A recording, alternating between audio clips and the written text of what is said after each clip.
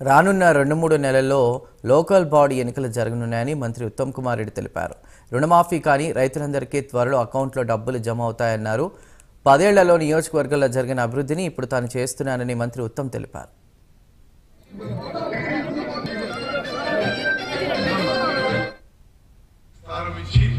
మీ ప్రేమ అభిమానం వల్లనే రాజకీయాల్లో ఇంత దూరం వచ్చినామని నేను భావిస్తున్నాను.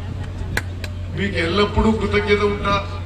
మీ జీవితాల్లో వెలుగులు నిండేటట్టుగా నిరంతరం ప్రయత్నం చేస్తా. ప్రతి మనిషికి మరి ఏదో విధంగా అభివృద్ధి పరంగా మేలు చేసే విధంగా నిరంతరం కృషి చేస్తాం. మరి నిస్వార్థంగా నిరంతరంగా నిజాయితీగా ప్రజా జీవితంలో ఒక 3 దశాబ్దాల పాటు మీ అందరి ఆశీస్సులతో కొనసాగుతున్నా. ఎప్పుడు మీ కృతజ్ఞత ఉంటా అని చెప్పి నేను మనవి చేస్తూ ముగిస్తున్నాను. జై హింద్. ఒక ప్రత్యేక స్థానం ఇచ్చి మీ ప్రేమ